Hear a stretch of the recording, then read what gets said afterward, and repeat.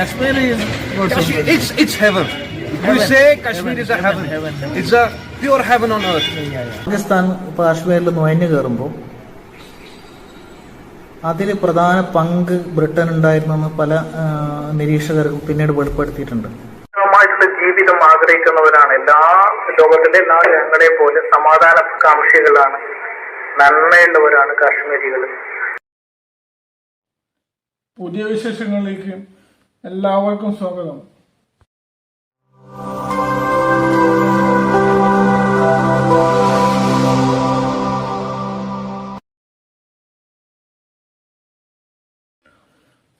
കാസർഗോഡ് സ്വദേശിയായ അത്തിക്ക് ബവിഞ്ചക്ക് എഴുത്തും വായനയും പുസ്തക പ്രസാധനവും എന്ന പോലെ തന്നെ യാത്രകളും സാംസ്കാരിക പ്രവർത്തനമാണ്. എഴുത്തുകാരനും പുസ്തക പ്രസാധകനുമായ അത്തിക്ക് ബേവിൻ്റെയും അദ്ദേഹത്തിൻ്റെ സുഹൃത്തുക്കളും പഹൽഗാം ഭീകരാക്രമണത്തിന് മാസങ്ങൾക്ക് മുമ്പേ നടത്തിയ കാശ്മീർ യാത്ര കേവലം ഒരു വിനോദയാത്ര മാത്രമായിരുന്നില്ല. ആ യാത്രക്കിടെ അനുഭവങ്ങളും അദ്ദേഹത്തിൻ്റെ നിരീക്ഷണങ്ങളും കാശ്മീർ എന്ന് കേൾക്കുമ്പോൾ പൊതുസമൂഹത്തിനുണ്ടാകുന്ന ധാരണകളെ തിരുത്തുന്നതാണ്. യാത്രകൾ വളരെ ചെറുപ്പം മുതലേ ഇഷ്ടമായിരുന്നു. വളരെ ചെറുപ്പകാലം തൊട്ടേ ഉള്ള ഒരാഗ്രഹമായിരുന്നു ഇന്ത്യ മുഴുവനും യാത്ര ചെയ്യണം, അല്ലെങ്കിൽ ലോകം മുഴുവനും യാത്ര ചെയ്യണം എന്നുള്ള ഒരു മനസ്സിലൊരു ആഗ്രഹം ചെറുപ്പം മുതലേ ഉണ്ടായിരുന്നു. അന്നും പല കാരണങ്ങൾ കൊണ്ടൊന്നും സാധ്യമായില്ല. വളരെ ചെറുപ്പം മുതൽ പ്രാരബ്ധങ്ങളും പിന്നെ വിദ്യാഭ്യാസം, ജോലി, ഇങ്ങനെല്ലാം അത് എല്ലാവർക്കും അതുപോലെ തന്നെ ആയിരിക്കും. കാശ്മീർ എന്നെ വളരെ ചെറുപ്പം മുതലേ ആഗ്രഹിച്ച ഒരു സ്ഥലമാണ്. ഭൂമിയിലെ സ്വർഗം എവിടെയാണ് എന്ന് ഒരു മുഗൾ ചക്രവർത്തിയോ ഷാജഹാനോ മറ്റോ പറഞ്ഞതായിട്ടാണ് നമ്മൾ കേൾക്കുന്നത്. ആ മനോഹാരിത, മഞ്ഞ്, ഇത് മാത്രമായിരുന്നില്ല കാശ്മീരിൻ്റെ ആകർഷണം. എന്നെ സംബന്ധിച്ചിടത്തോളം പ്രകൃതി ഭംഗി ഇത് മാത്രമായിരുന്നില്ല. ഹിമാലയം അത് വലിയൊരു ഘടകമാണ്. പക്ഷേ ഞാൻ വളരെ ചെറുപ്പത്തിൽ കാശ്മീരിനെ കുറിച്ച് കേട്ടിരുന്നു. ഞാൻ 10ാം ക്ലാസ്സിലെന്തോ പഠിക്കുമ്പോൾ ആദ്യമായിട്ട് സൂഫിസം എന്ന വാക്ക് കേൾക്കുന്നത് വൈക്കം മുഹമ്മദ് ബഷീറിൻ്റെ പുസ്തകത്തിലാണ്. അപ്പോൾ ആ സൂഫിസത്തിലൊക്കെ എനിക്ക് താല്പര്യം ഉണ്ടായിരുന്നു.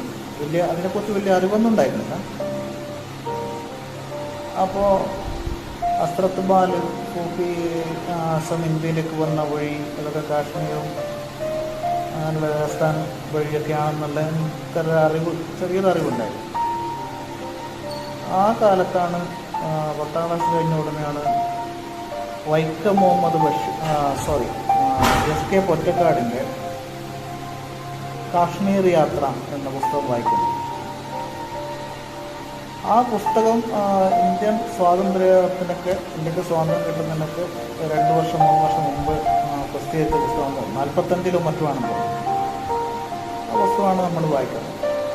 അപ്പം അതിൽ പൊറ്റക്കാട് വളരെ വിശദമായിട്ട് കാശ്മീരിൻ്റെ ഭാഷ, സംസ്കാരം, ഭക്ഷണം, വേഷം ഇതൊക്കെ ചർച്ച ചെയ്യുന്നുണ്ട്. ആ കൂട്ടത്തിൽ പറയുന്നുണ്ട് പിന്നെ അപ്പോൾ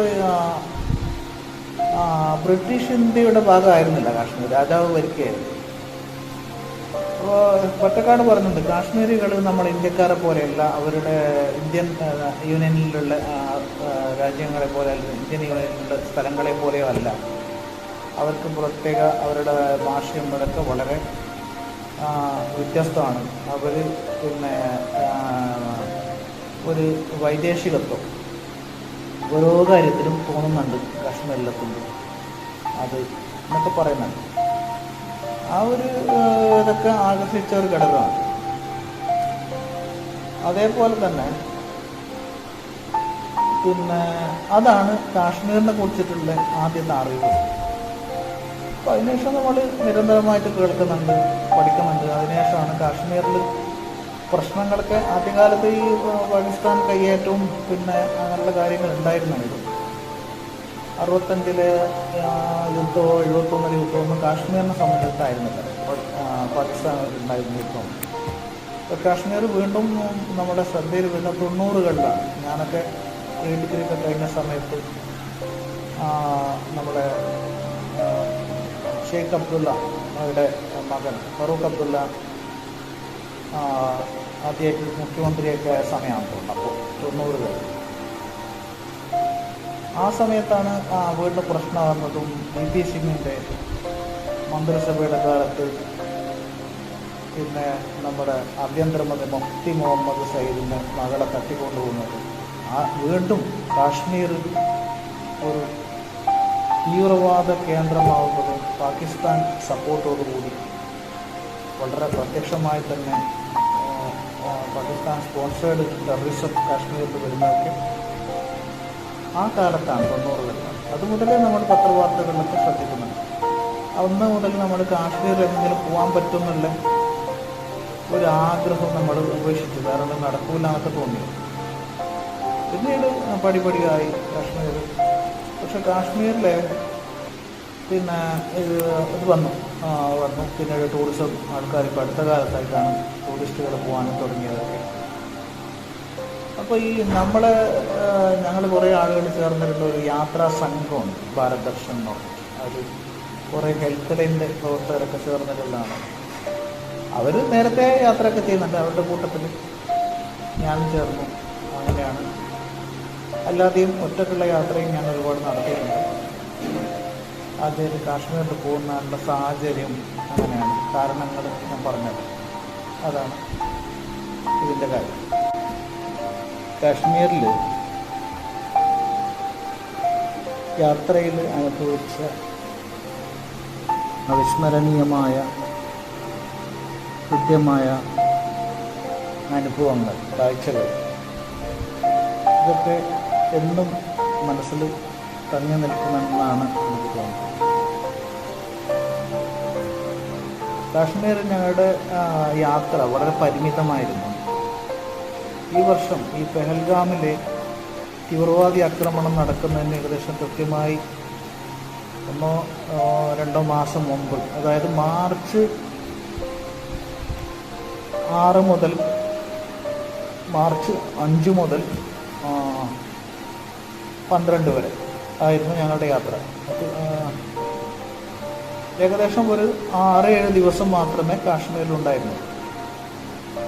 യാത്രയുടെ ഈ പരിമിതി ഉള്ളതുകൊണ്ട് ഞങ്ങൾ കൃത്യമായൊരു പ്ലാൻ ഉണ്ടായിരുന്നു. ഈ സമയത്തിനുള്ളിൽ എന്തൊക്കെ കണ്ടു തീർക്കാം. അപ്പോൾ അതിൽ പ്രധാനപ്പെട്ട ഒരു ദിവസം പഹൽഗാമായിരുന്നു. ആദ്യ ദിവസം ഞങ്ങൾ ജമ്മുവിൽ ട്രെയിൻ ഇറങ്ങി അവിടുന്ന് നേരെ പോയത് പഹൽഗാമിലാണ്. ഞങ്ങൾ അന്ന് രാവിലെയാണ് ജമ്മുവിൽ വണ്ടി ഇറങ്ങുന്നത്. അപ്പോൾ അന്ന് രാത്രി ഉള്ള ഞങ്ങളുടെ താമസം ഒക്കെ പഹൽഗാമിലാണ് ഏർപ്പാട് ചെയ്തിട്ടുള്ളത്. പഹൽഗാമിലോട്ടാണ് പോയത്. പഹൽഗാമിൽ പ്രത്യേകിച്ച് കുതിരസവാരിയാണ്. പഹൽഗാമിൽ അവിടെ കുതിരസവാരിക്ക് വളരെ പേരുകേട്ട സ്ഥലമാണ് പഹൽഗാം. ഇടയ ഗ്രാമം എന്നാണ് പഹൽഗാം എന്ന വാക്കിൻ്റെ അർത്ഥം. ശരിക്കും ഒരു ഇടയ ഗ്രാമമാണ്. ആടുകളും കുതിരകളെയും ഒക്കെ വളർത്തി ഉപജീവനം നേടുന്ന ആളുകളാണ്. കാരണം ഒരുപാട് പുൽമൈതാനങ്ങൾ, പുൽപ്രദേശങ്ങളുള്ള സ്ഥലമാണ്. ചെറിയ കുന്നുകളും പുൽപ്രദേശങ്ങളും നിറഞ്ഞ സ്ഥലമാണ് ഈ പഹൽഗാം.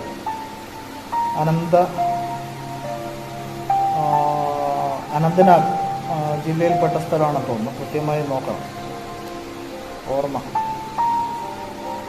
അനന്തനാഗിലെ പ്രധാനപ്പെട്ട സ്ഥലമാണ് പഹൽഗാം. ഈ പഹൽഗാമിൽ ഞങ്ങളുടെ സംഘത്തിൽ ഏകദേശം 10-18ഓളം ആളുകളുണ്ടായിരുന്നു. അപ്പോൾ ഞങ്ങൾ താമസിച്ച പഹൽഗാം ഇൻ എന്ന ഒരു ഹോട്ടലിലാണ് ഞങ്ങൾ താമസിച്ചത്. ഒരു ഇടത്തരം ഹോട്ടലിലാണ് താമസിച്ചത്. അവിടുത്തെ ജീവനക്കാർ, അതായത് ഹോട്ടൽ ജീവനക്കാർക്ക് വളരെ ചെറുപ്പക്കാരായ യുവാക്കളാണ്, ചെറുപ്പക്കാരാണ്. 10-20 വയസ്സായ റിസപ്ഷനിലുമൊക്കെ ഇരുന്ന് പ്രത്യേകിച്ച് ആൺകുട്ടികൾ. അപ്പോൾ അവരുടെയൊക്കെ ഒരു ജീവിത മാർഗമാണ് ടൂറിസം. കാശ്മീരിലെ യുവാക്കൾക്കൊക്കെ വേറെ തൊഴിലവസരങ്ങൾ വളരെ കുറവാണ്. തൊഴിലവസരങ്ങൾ വളരെ കുറഞ്ഞ സ്ഥലമാണ് കാശ്മീർ. കാരണം അവർ ടൂറിസം ഇത് വളർന്നതിന് ശേഷം അവർ കാശ്മീരികൾ അവർക്ക് വളരെ ഒരു സന്തോഷം, ഒരു ലക്ഷ്യമൊക്കെ ഉണ്ടായിരുന്നു. ഇതുകൊണ്ട് നമ്മുടെ നാട് നേരെയാവുമെന്നൊക്കെ വിചാരിച്ചിരുന്നു. അപ്പോൾ ഇത് പിന്നെ ആ സമയത്തിന് ഞങ്ങൾ പോയിട്ട് അതിന് ശേഷം 2 മാസം കഴിഞ്ഞാണ് പെഹൽഗാമിൽ ആക്രമണം ഉണ്ടാവുന്നത്. ഈ പെഹൽഗാമിൽ പിന്നെ ഈ ആക്രമണം നടന്ന സ്ഥലത്തിൻ്റെ ഇപ്പുറത്തെ ഭാഗത്തൊക്കെ ഞങ്ങൾ പോയിരുന്നു. ആ പുൽ മൈതാനിയുടെ ഇപ്പുറത്തുള്ള ഒരു സ്ഥലമൊക്കെ നമ്മൾ പോയിരുന്നു. അവിടെ നിന്നാണ് ഈ പിന്നെ ഈ കുതിര സവാരിയൊക്കെ തുടങ്ങുന്ന സ്ഥലം അവിടെയാണ്. കുതിര സവാരി ചെയ്ത് പോകണം. പറയുന്ന ആക്രമണം നടന്ന സ്ഥലത്തെത്തണം. കുതിര സവാരിയിൽ പോകുന്നവർക്ക് മാത്രമേ അവിടെ എത്താൻ പറ്റുള്ളൂ. നടന്നു പോകാൻ പറ്റില്ല. അത്രയും ഒരു മല കഴിഞ്ഞ് അപ്പുറത്ത് പോകണം. അപ്പോൾ നമ്മൾ ഈ പെഹൽഗാമിൽ പോയപ്പോൾ തന്നെ ശ്രദ്ധിച്ചൊരു കാര്യം, ഞങ്ങൾ ഒരു കൂട്ടം ആളുകൾ നടന്നു പോകായിരുന്നു. അപ്പോൾ ലെഫ്റ്റിലോട്ടൊരു പാർക്കുണ്ട്. ആ പാർക്ക് ഞങ്ങൾ ഒരു ചെറിയൊരു അരുവി, ഒരു ബ്രൂക്ക് കടന്നിട്ടാണ് പാർക്കിൻ്റെ അടുത്തേക്ക് പോകേണ്ടത്. ആ പോകുന്ന സമയത്ത് അവിടെ കുറേ പട്ടാളക്കാരുണ്ട്.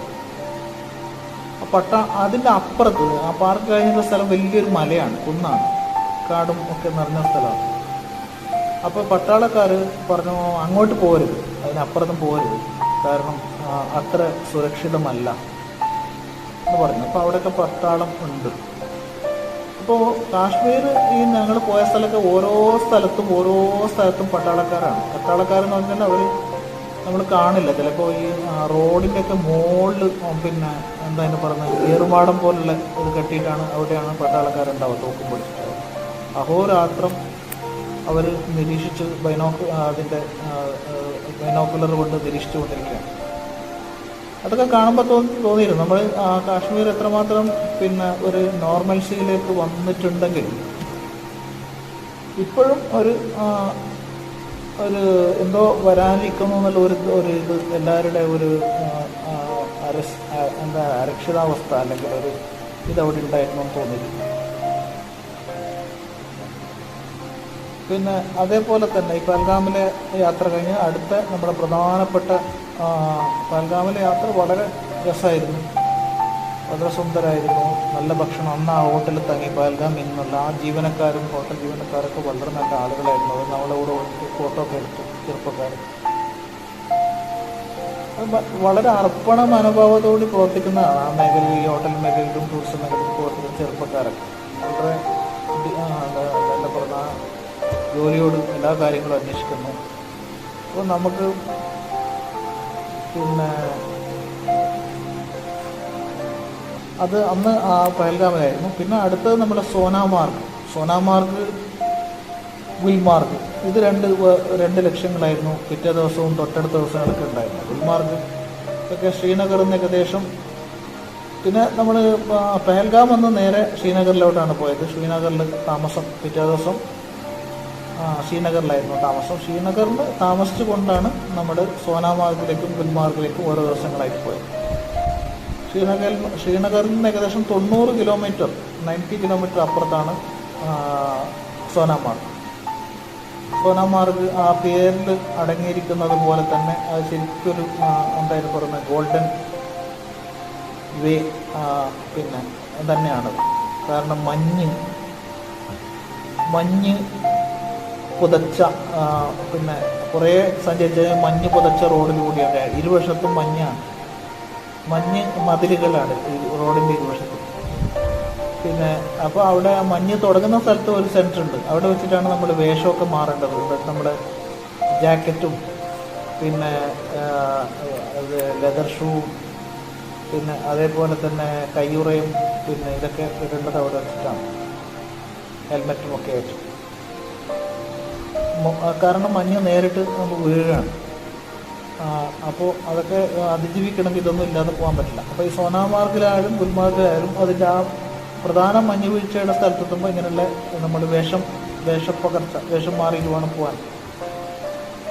അത് ഞങ്ങൾ പിന്നെ ഇവിടെ പോയപ്പോൾ ഗുൽമാർഗിൽ പോയപ്പോൾ പിന്നെ അവിടെയാണ് ഒരുപാട് സിനിമയൊക്കെ ഹിന്ദി സിനിമയിലേക്ക് ഒരുപാട് സിനിമയൊക്കെ ചിത്രീകരിച്ച സ്ഥലമാണ് ഈ ഗുൽമാർഗും സോനാമാർഗും. വളരെ എന്താണ് പറയുക പ്രസന്നമായ പിന്നെ പ്രഭാപൂരം എന്നൊക്കെ പറയുന്നില്ല, വെളിച്ചത്തിൻ്റെ അങ്ങനെ മഞ്ഞിൽ അതിലേക്ക് സൂര്യപ്രകാശം അടിക്കുമ്പോൾ ഉണ്ടാകുന്ന ഒരു അന്തരീക്ഷം അതൊക്കെ വളരെ സുന്ദരമാണ്. അവിടെയാണ് ഈ ഗാന ചിത്രീകരണങ്ങൾ, സിനിമയിലെ ഗാന ചിത്രീകരണങ്ങളൊക്കെ നടന്നിട്ടുണ്ടായത്. ഞങ്ങൾ കുറേ ആളുകൾ തുഷാരം സിനിമയൊക്കെയാണ് ആദ്യകാലത്ത് മലയാളത്തിൽ കാശ്മീരിനെ അടയാളപ്പെടുത്തി കൊണ്ടിരുന്നത്. രതീഷും ഒക്കെ അഭിനയിച്ചു. അപ്പോൾ അതിലെ ഒരു പാട്ടൊക്കെയാണ് ഞങ്ങളൊരു റീലായിട്ടൊക്കെ ചിത്രീകരിച്ചത്. ഇവിടുന്ന് ഞങ്ങളുടെ യാത്രാ സംഘത്തിലുള്ള ആളുകളൊക്കെ ചെറുപ്പക്കാരൊക്കെ ഉണ്ടായിരുന്നു. പിന്നെ മഞ്ഞേവാ എന്നുള്ള പാട്ടൊക്കെ പിന്നെ അവിടുന്ന് പോകാൻ തോന്നൂല. ഞങ്ങൾ ഏകദേശം ഒരു 3-4 മണി, കാരണം ആ ഒരു 3-4 മണിക്കൂറിൽ കൂടുതൽ 2 മണിക്കൂറിൽ കൂടുതൽ നിൽക്കാൻ പറ്റില്ല. കാരണം നമ്മൾ അതിജീവിക്കൂല, നമ്മുടെ തണുപ്പ് അതിജീവിക്കൂല. പക്ഷെ ആ സമയത്തൊക്കെ ഗുൽമാർഗിൽ ഞാൻ കണ്ട ഒരു അത്ഭുത പിന്നെ ഒരു മനുഷ്യനുണ്ടായിരുന്നു ഞങ്ങളുടെ ടീമിൽ, രാമകൃഷ്ണൻ ഞങ്ങൾ വിളിക്കുന്ന ആൾ, രാമകൃഷ്ണൻ മോനാച്ച.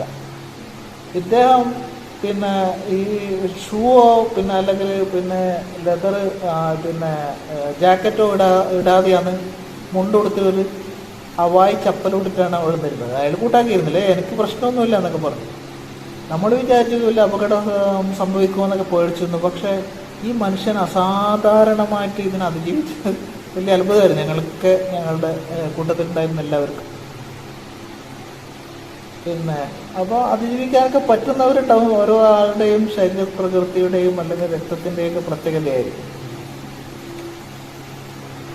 അങ്ങനെ വളരെ പിറ്റേ ദിവസം ഗുൽമാർഗ്, അതിൻ്റെ തൊട്ടടുത്ത് അതേപോലെ തന്നെയാണ് ഈ സോനാമാർഗ്. മഞ്ഞാണ് പ്രധാന ആകർഷണം.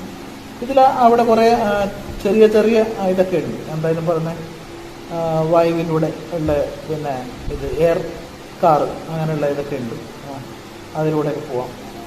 പിന്നെ അവിടെ പിന്നെ ഈ മഞ്ഞിലെ യാത്രയുടെ ചെറിയ വണ്ടികൾ, മരം കൊണ്ടുണ്ടാക്കിയ വണ്ടികൾ, അത് വലിയ മുകളിൽ അതിന് ആൾക്കാരുണ്ട്, കുറേ ആളുകൾ നമ്മളെ കൊണ്ടുപോയി വലിയ ഒരു കയറ്റത്തുനിന്ന് ഇങ്ങോട്ട് ഈ മഞ്ഞിലൂടെ ഇറക്കി വിടും, ഇങ്ങനെ സ്കേറ്റിംഗ് ഒക്കെ ചെയ്യുന്നതായിരിക്കണം. അപ്പോൾ അതൊക്കെ നല്ല അനുഭവങ്ങളാണ്. അപ്പോൾ ഞങ്ങളൊക്കെ അവിടുന്ന്, അപ്പോൾ അവിടെ കുറേ ടൂറിസ്റ്റ് ഗൈഡുകൾ ഉണ്ട്. നമ്മൾ ഗൈഡൊന്നും നമുക്ക് വേണമെങ്കിൽ ആരെങ്കിലും സ്വീകരിക്കാം, ഗൈഡിനെ ഉപയോഗിക്കാം. പക്ഷേ നമുക്ക് ഗൈഡൊന്നും ഉണ്ടായിരുന്നില്ല. പിന്നെ അങ്ങനെ ഒരു യാത്രികരായിരുന്നില്ല നമ്മൾ. പിന്നെ അപ്പോൾ കുറേ പിന്നെ അവിടെ റീലൊക്കെ ചെയ്ത് കൊടുക്കുന്ന ആളുകൾ, കുറേ ഫോട്ടോഗ്രാഫർമാർ, ക്യാമറമാന്മാർ, അവർ സിനിമ ഒരു പാട്ടൊക്കെ അതിലിട്ടിട്ട് പിന്നെ ഹിന്ദി ഗാനമൊക്കെ ഫിക്സ് ചെയ്തിട്ട് മനോഹരമായുള്ള റീലൊക്കെ എടുത്തു തരും നമുക്ക് തന്നെ അത്ഭുതപ്പെട്ടു. അങ്ങനത്തെ കുറേ റീലുകളൊക്കെ ഞങ്ങളും എടുത്തിരുന്നത്. അതിൻ്റെ ചിലപ്പോൾ 1-2 ഇതൊക്കെ നമുക്ക് കാണാൻ പറ്റുള്ളൂ. അപ്പോൾ അങ്ങനെയൊക്കെയാണ് പിന്നെ അതിൻ്റെ മനോഹാരിതയും യാത്രയുടെ പിന്നെ അതിൻ്റെ ഭംഗി. പല കാശ്മീരികളും നമ്മളവിടെ കാശ്മീരികൾ പല നമ്മൾ സംസാരിച്ചിരുന്നു. പല ആളുകളും ഡാൽ ലേക്കിൽ ഡാൽ തടാകത്തിൽ നമ്മളൊരു പിന്നെ ബോട്ടിങ് നടത്തിയിരുന്നു. അപ്പോൾ തോന്നിയ കാര്യം എന്ന് വെച്ചാൽ അവിടെയുള്ള കച്ചവടക്കാരും അതിൻ്റെ തടാകത്തിൻ്റെ നടുവിൽ ഒരുപാട് കച്ചവടക്കാരുണ്ട്. അവരുടെ ബോട്ടിലും അതിലൊക്കെ ആയിട്ടുള്ള എന്തായാലും പഴങ്ങൾ, മറ്റ് പിന്നെ കരകൗശല വസ്തുക്കൾ, കാശ്മീരിലുണ്ടാക്കിയ പരവതാനികൾ, പിന്നെ കാശ്മീർ ഷാളുകൾ, കാശ്മീർ പിന്നെ എംബ്രോയിഡറി ഒക്കെ ഉണ്ടാക്കിയിട്ടുള്ള പിന്നെ കൈ കൊണ്ടുണ്ടാക്കിയിട്ടുള്ള വസ്തുക്കളൊക്കെ ഒരുപാട് വിൽപ്പനക്കുണ്ട്. ഇതൊക്കെ അവരുടെ പ്രധാനപ്പെട്ട ടൂറിസം കൊണ്ട് അവർക്ക് സാധ്യമാവുന്ന കാര്യങ്ങളാണ്. അപ്പോൾ ഈ ബോട്ടിങ് നടത്തുന്നവരൊക്കെ ഓരോ ഇങ്ങനെ ഈ വിൽപ്പന കേന്ദ്രങ്ങളുടെ അടുത്ത് കൂടിയൊക്കെ അതിൽ ചിലപ്പോൾ കയറും, അങ്ങനെയൊക്കെയാണ്. അപ്പോൾ അതെല്ലാം അവരുടെ പ്രധാന വരുമാന മാർഗങ്ങളാണ്. ഇതില്ലാതെ കാശ്മീരികൾക്ക് ജീവിക്കാൻ പറ്റില്ല. ടൂറിസം ഇല്ലാതെ കാശ്മീരികൾക്ക് പിടിച്ചു വെക്കാൻ പറ്റില്ല. അവർ പിന്നെ നേരത്തെ പറഞ്ഞ പഹൽഗാമിൽ ഇടയഗ്രാമായിരുന്നു. പിന്നെ കൃഷി പിന്നെ പ്രകൃതി അതിനത്ര അനുകൂലമല്ല കൃഷിക്കൊന്നും അവിടെ. അതുകൊണ്ട് എല്ലാ സ്ഥലത്തൊന്നും കൃഷി സാധ്യമല്ല. പിന്നെ ഈ മൃഗങ്ങളെ വളർത്തുന്നതിലും അതിലൊക്കെയാണ് ഇങ്ങനെ ജീവിച്ചു പോകുന്നത്. കൃഷിയും ചെറിയ രീതിയിലുള്ള കൃഷിയൊക്കെ ആയിട്ട്. പിന്നെ ഇങ്ങനെയുള്ള ഈ പഴങ്ങൾ, പഴകൃഷികൾ, പൂക്കൾ, അത് ഇതിലൊക്കെയാണ്. അപ്പോൾ ഇവരുമായിട്ടുള്ള സമ്പർക്കത്തിൽ നിന്ന് മനസ്സിലാകുന്ന ഒരു കാര്യം എന്ന് വെച്ചാൽ ഇവർ സ്വസ്ഥമായിട്ടുള്ള ജീവിതം ആഗ്രഹിക്കുന്നവരാണ്. ലോകത്തിലെ എല്ലാ ജനങ്ങളെയും പോലെ സമാധാന കാംക്ഷികളാണ്, നന്മയുള്ളവരാണ് കാശ്മീരികൾ. കാരണം ഇന്ത്യയിലേക്ക് സൂഫിസം വന്ന വഴി കാശ്മീർ ആണ്. കാശ്മീരിന് ഒരുപാട് അടയാളങ്ങളുണ്ട്. അതൊന്നാണ് ഹസ്രത് ബാൽ.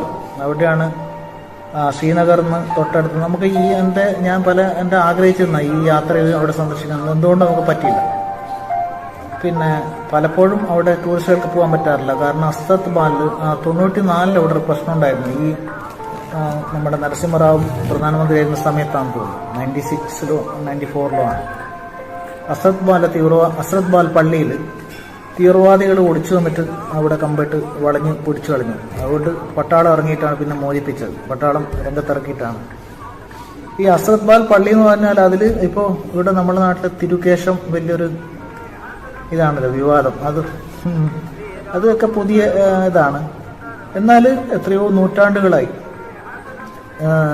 പ്രവാചകന്റെ കേശം അവിടെ ഈ ഹസ്രത് ബാൽ പള്ളിയിൽ സൂക്ഷിച്ചിട്ടുണ്ട് എന്നുള്ളൊരു വിശ്വാസം, അല്ലെങ്കിൽ അങ്ങനെയുള്ള ഉണ്ടായിരുന്നു. ഒരു സൂഫി ചിന്ത അവിടെ ഉണ്ടായിരുന്നു. അതാണ് അവിടുത്തെ പ്രത്യേകത. അങ്ങനെ സൂഫിസത്തിന്റെ ഒരുപാട് വലിയ കേന്ദ്രമാണ് പ്രത്യേകിച്ച് ഹിമാലയം, ഈ കാശ്മീർ മേഖല. കാരണം പേർഷ്യയിലാണല്ലോ സൂഫിസത്തിന്റെ കേന്ദ്രം. അവിടുന്ന് ഇറാൻ പേർഷ്യ വഴി ഇങ്ങനെ കാശ്മീരിലേക്കാണ് വരുന്നത് ഈ സൂഫികൾ. സൂഫി ഇത് എന്തായിരുന്നു പറഞ്ഞ ആധ്യാത്മിക ഇത് വരുന്നത് കാശ്മീരിലേക്കാണ്. അങ്ങനെ അതിന്റെ ഭാഗമായിട്ടാണ് ഈ കുന്ദൻലാൽ സൈഗാളൊക്കെ കാശ്മീർകാരനാണെന്നാണ് എനിക്ക് എൻ്റെ അറിവ്. ഈ കുന്ദൻലാൽ സൈഗാള് ചെറുപ്പത്തിൽ 6 വയസ്സ് വരെ സംസാരിച്ചിരുന്നില്ല, അത്ര പറഞ്ഞു കേട്ടാണ്. 6 വയസ്സിൽ സൂഫി സന്യാസിയാണ് അത്ര പറയുന്നത്. അദ്ദേഹം വലിയൊരു ഭാവിയിൽ വലിയൊരു സംഗീതജ്ഞനാവുന്നത്.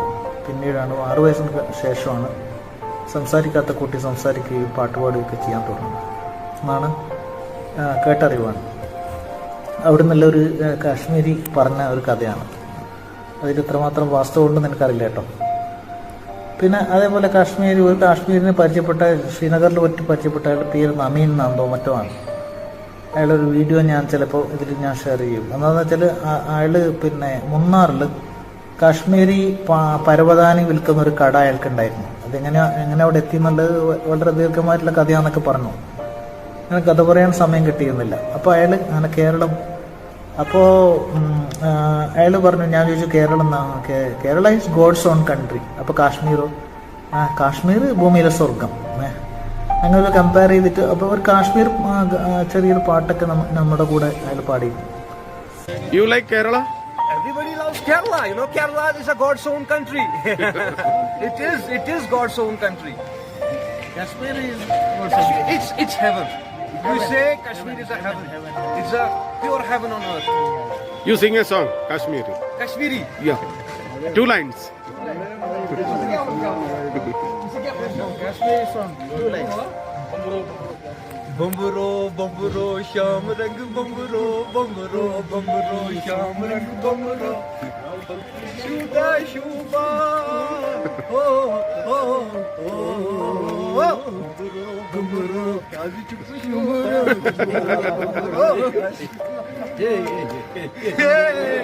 Thank you. നമ്മൾ ശിക്കാര തോണിയിലൂടെ പോകുമ്പോൾ കാശ്മീരി കാവ വിൽക്കുന്ന ഒരു रोज फ्लावर डालेगा और कहवा डालेगा. കാവ വിൽപ്പനക്കാരനാണ് നമ്മുടെ തോണി പിടിച്ചിട്ട്. അതായത് അവരുടെ വെള്ളത്തിലും അവര് ബിസിനസ് ചെയ്യുന്നു. आप लोग किधर से? കേരള സെ सुगम सुगम बर्रमा सुगम മലയാളം കുറച്ച് കുറച്ച് കുങ്കുമുക്ക് ചായ കാശ്മീരിൽ എപ്പോഴും ഒരു തീവ്രവാദി ഭീഷണിയുടെ നിഴലാണോ? അങ്ങോട്ടുള്ള യാത്ര സുരക്ഷിതമാണോ? അങ്ങനെയുള്ള ചോദ്യങ്ങൾ എല്ലാവരിലും ഉണ്ടാവാറുണ്ട്.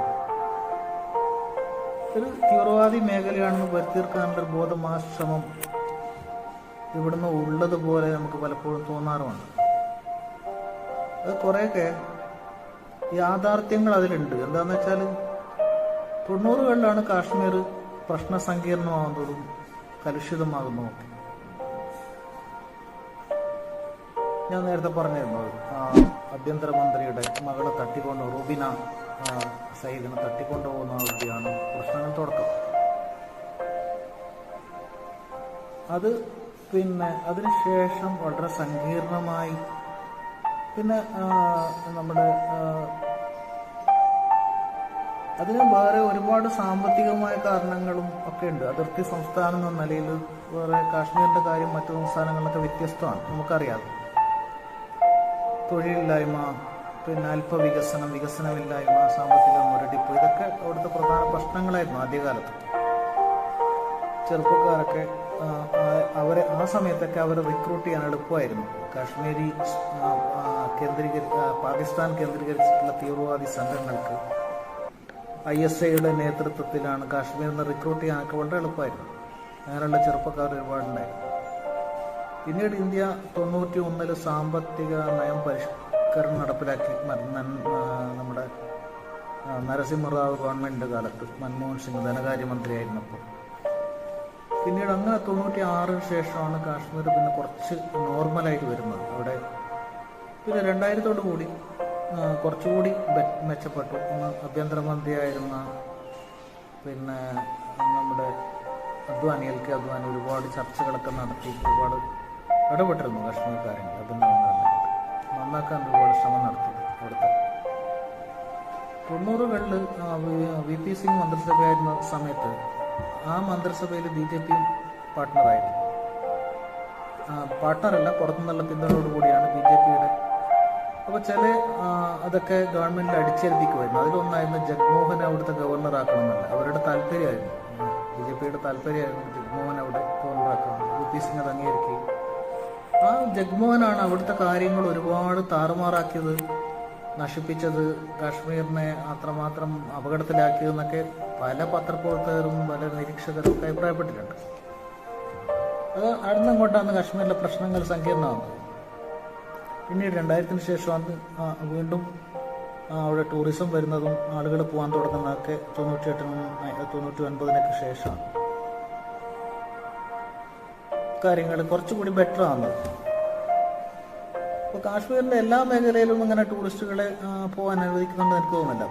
പിന്നെ ഒരു ഗവൺമെൻറ് സെലക്റ്റായ ഏരിയയിലാണ്, പ്രത്യേകിച്ച് ശ്രീനഗർ ഏരിയയിൽ സോനാമാർഗ്, ഗുൽമാർഗ്, പഹൽഗാം ഇങ്ങനെയുള്ള ഏരിയകളിൽ അങ്ങനെ സെലക്റ്റഡായ എല്ലാ ഇതിലേക്കും ടൂറിസ്റ്റുകൾക്ക് അനുമതിയില്ല. അപ്പോൾ കാശ്മീരിൽ നമ്മൾ കാണുന്ന സുരക്ഷാ പ്രശ്നം ഉണ്ട് അവിടെ. അപ്പോൾ അതുകൊണ്ടാണ് അത്ര ഓരോ പോലീസ് മിലിറ്ററി ചെക്ക് പോയിന്റ് അതിൽ വളരെ ഏർമാടം പോലുള്ള കേന്ദ്രത്തിലാണ് ഓരോ പട്ടാള നിരീക്ഷണ കേന്ദ്രങ്ങൾ പിന്നെ നിരന്തരം നിരീക്ഷിച്ചുകൊണ്ടിരിക്കുന്ന പട്ടാള സാന്നിധ്യം കാശ്മീരിലുണ്ട്. അത് നമുക്ക് അനുഭവപ്പെടും ഇവിടെ പോയാൽ. പക്ഷെ അവിടെ നമ്മുടെ ടൂറിസ്റ്റുകളോടും ഒക്കെ വളരെ സൗമ്യമായിട്ടാണ് പട്ടാളം പെരുമാറുന്നത്. നമുക്കെല്ലാ നിർദ്ദേശങ്ങളും പട്ടാളം തരുന്നുണ്ട്. അവിടെ പോകരുത്, ഇവിടെ പോകരുത്, അങ്ങനെയുള്ള കാര്യങ്ങളൊക്കെ പറഞ്ഞു തരുന്നുണ്ട്, വഴി പറഞ്ഞു തരുന്നുണ്ട്. വളരെ നല്ല രീതിയിലാണ് പട്ടാളം അവിടെ സേവനമനുഷ്ഠിക്കുന്നുള്ളത്. പിന്നെ കാശ്മീരിൻ്റെ പ്രധാനപ്പെട്ട പ്രശ്നം എന്ന് വെച്ചാൽ അവിടുത്തെ ജനങ്ങൾ ആയിരുന്നില്ല അന്ന് എനിക്ക് തോന്നിയിട്ടുണ്ട്. എന്താണെന്ന് വെച്ചാൽ നമ്മൾ ചരിത്രപരമായിട്ട് മനസ്സിലാക്കാൻ പറ്റും. കാശ്മീർ 48 പാകിസ്ഥാൻ അവരുടെ ട്രൈബൽസിനെയും പിന്നെ അവരുടെ ഇൻ്റലിജൻസ് ആളുകളൊക്കെ ഉൾപ്പെടുത്തിയിട്ട് അവിടെ നുഴഞ്ഞുകയറ്റം നടന്നു 48. അതോടുകൂടിയാണ് പാകിസ്ഥാൻ പിടിച്ചെടുക്കാൻ ശ്രമിക്കുന്നതോടുകൂടിയാണ് അവിടെ പ്രശ്നങ്ങളുടെ തുടക്കം. ശരിക്ക് കാശ്മീരികളതായിരുന്നില്ല പ്രശ്നം. അത് പിന്നെ ഈ ഇന്ത്യ വിഭജിച്ചപ്പോൾ മൗണ്ട് ബാറ്റനും ബ്രിട്ടീഷ് ഗവൺമെൻറ്റിനും അവിടെ ഒരു ഇൻ്റർനാഷണൽ, അതായത് വേൾഡ് പിന്നെ ഗ്ലോബൽ ഇതുണ്ടല്ലോ, എന്തായാലും പറയുന്നത് പൊളിറ്റിക്സ്, ജിയോ പൊളിറ്റിക്സ്, അതിൻ്റെ ഭാഗമായിട്ട് അവർക്ക് ഒരു സ്റ്റെബിലിറ്റി കിട്ടാനാണ്. പ്രത്യേകിച്ച് ആ സമയത്താണ് ലോകത്തിൽ 2 ചേരി വരുന്നത്, റഷ്യൻ ചേരിയും അമേരിക്കൻ ചേരിയും. അങ്ങനെയുള്ള കോൾഡ് വാറൊക്കെ തുടങ്ങുന്നത് 45 ശേഷമാണ്. ആ സമയത്ത് ബ്രിട്ടീഷ് പിന്നെ ഗവൺമെൻറ്റിനും ഇന്നൊക്കെ സ്വാതന്ത്ര്യം കിട്ടുമ്പോൾ തന്നെ അതിൻ്റെ ഭാഗമാണ് ഈ വിഭജനം ഒക്കെ, അതിൻ്റെ ജിയോ പൊളിറ്റിക്സിൻ്റെ ഭാഗമാണ് ഇന്ത്യനെ വിഭജിക്കുക എന്നുള്ളതാണ്. പാകിസ്ഥാൻ കാശ്മീരിൽ നുഴഞ്ഞു കയറുമ്പോൾ അതിൽ പ്രധാന പങ്ക് ബ്രിട്ടൻ ഉണ്ടായിരുന്നെന്ന് പല നിരീക്ഷകരും പിന്നീട് വെളിപ്പെടുത്തിയിട്ടുണ്ട്. പിന്നെ പരസ്യമായി ബ്രിട്ടന് ഒരു സന്തുലനമായ നിലപാട് സ്വീകരിച്ചിരുന്നെങ്കിലും, ആർക്കും സപ്പോർട്ട് ചെയ്യാതെ സ്വീകരിച്ചിരുന്നെങ്കിലും രഹസ്യമായി അവർ പാക് പക്ഷത്തായിരുന്നു. പാക് ഇൻഫിൽട്രേഷനെ, അതായത് നുഴഞ്ഞുകയറ്റത്തെ 48-ൽ സഹായിക്കാൻ ബ്രിട്ടീഷ് ഗവൺമെൻറ്റും അവരുടെ അന്നത്തെ കാലത്ത് ഇന്ത്യയിലെല്ലാം പ്രവർത്തിച്ചിരുന്ന M16 എന്ന് പറയുന്ന ചാരസംഘടനയെ പ്രവർത്തിച്ചിരുന്നു എന്ന് പിൽക്കാലത്ത് പല നിരീക്ഷകരും പല പത്രപ്രവർത്തകരൊക്കെ പറഞ്ഞിട്ടുണ്ട്, അഭിപ്രായപ്പെട്ടിട്ടുണ്ട്. അപ്പോൾ പിന്നെ അങ്ങനെ ഒരു ഇന്റർനാഷണൽ പൊളിറ്റിക്സിന്റെ ഭാഗമാണ് കാശ്മീരിൽ പ്രശ്നങ്ങൾ ഉണ്ടാകുന്നതെന്നാണ് എനിക്ക് തോന്നുന്നത്. പ്രത്യേകിച്ച് അമേരിക്കയുടെയും US പക്ഷത്തിൻ്റെ, ബ്രിട്ടൻ അതിൻ്റെ പ്രധാനപ്പെട്ട ഭാഗമായിരുന്നു. അങ്ങനെ കാശ്മീരികൾ വളരെ പിന്നെ നന്മയുള്ളവരും വരുന്നവരുമായിട്ട് വളരെ ആളുകളോട് സംസാരിക്കുന്നവരൊക്കെയാണ്. പിന്നെ അപൂർവം ചിലർ കൂടുതൽ പറയാൻ ആഗ്രഹിക്കുന്നില്ല, എന്തൊക്കെയോ വിങ്ങലുകൾ മനസ്സിൽ സൂക്ഷിക്കുന്നത് പോലെ ഉണ്ട്. അങ്ങനെയുള്ള ആളുകളെയും ഉണ്ട്. കൂടുതൽ തുറന്നു പറയാൻ ആഗ്രഹിക്കുക, അതെന്തോ ആരെയോ ഭയപ്പെടുന്നത് പോലെയുള്ള ആളുകളും അവിടെയുണ്ട്. പിന്നെ എന്നാലും കൂടുതലും മനസ്സിലായത് നന്മയുള്ളവരും വളരെ പിന്നെ സുസ്മയരും പിന്നെ പുഞ്ചിരിയൊക്കെ സൂക്ഷിക്കുന്നവരുമാണ്. പിന്നെ നോമ്പ് കാലത്താണ് നമ്മളവിടെ പോയത്. അതുകൊണ്ട് പിന്നെ കാശ്മീരിൻ്റെ ഈ മുസ്ലിം സംസ്കാരം എന്ന് പറഞ്ഞാൽ നമ്മുടെ ഒരു പ്രത്യേക, ലോകത്തെ എല്ലാ സ്ഥലത്തും അങ്ങനെയാണല്ലോ, അതത് ആ നാടുമായിട്ട് ബന്ധപ്പെട്ടിട്ടാണ് മുസ്ലിം സംസ്കാരം നടത്തുന്നത്. കേരളത്തിലും മലയാളി, പിന്നെ മുസ്ലിം, പിന്നെ അങ്ങനെ ഓരോ സ്ഥലത്തുള്ള ആ ഒരു ഇതുണ്ടല്ലോ, മണ്ണിൻ്റെ മണമുള്ളൊരു ഇസ്ലാമാണ് അവിടെയുള്ള കാശ്മീരിൽ. അവരുടെ ഇസ്ലാം കാശ്മീരി ഇസ്ലാമാണ്. പിന്നെ നമ്മളത് മലയാളി പിന്നെ മുണ്ടെടുക്കുന്ന അല്ലെങ്കിൽ ചോറുണ്ണുന്ന മുസ്ലിങ്ങളാണല്ലോ ഇവിടെ ഉള്ളത്. അതുപോലെ തന്നെ അങ്ങനെ ലോകത്തിലെ എല്ലാ രാജ്യത്തും അങ്ങനെയാണ്. പാൻ ഇസ്ലാമിസം ഒന്നും ഉണ്ടെന്ന് എനിക്ക് തോന്നുന്നില്ല. കാശ്മീരികൾ അവിടുന്ന് തന്നെ നമുക്ക് മനസ്സിലാവും. ഓരോ രാജ്യത്തും മണ്ണിനോടും ഭാഷയോടും സംസ്കാരത്തോടും ബന്ധപ്പെട്ടാണ് ആ മതം കിടക്കുന്നതെന്ന് എനിക്ക് തോന്നിയിട്ടില്ല. പിന്നെ അങ്ങനെയാണ് കാര്യങ്ങൾ.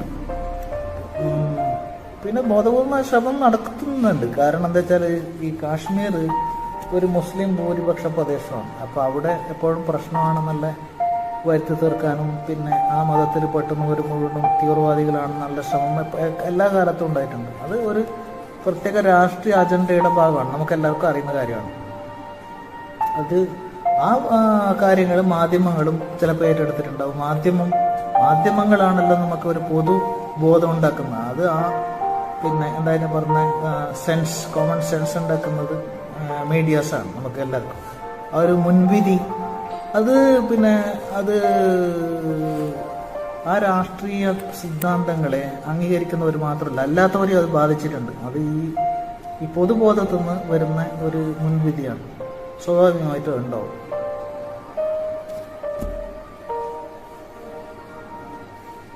അങ്ങനെയൊക്കെയാണ് ഈ കാശ്മീർ അനുഭവങ്ങൾ, അതിൻ്റെ രാഷ്ട്രീയം.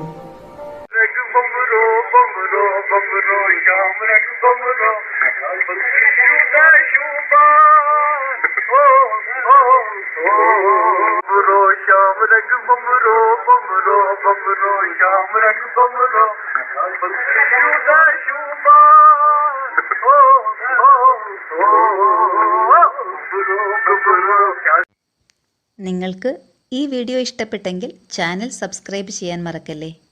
പുതിയ വീഡിയോകൾ അപ്ലോഡ് ചെയ്യുമ്പോൾ നിങ്ങൾക്ക് അറിയിപ്പ് കിട്ടാൻ സബ്സ്ക്രൈബ് ചെയ്യുമ്പോൾ തൊട്ടടുത്തുള്ള ബെല്ലൈക്കണിൽ ഒന്ന് വിരലമർത്തുക. നന്ദി.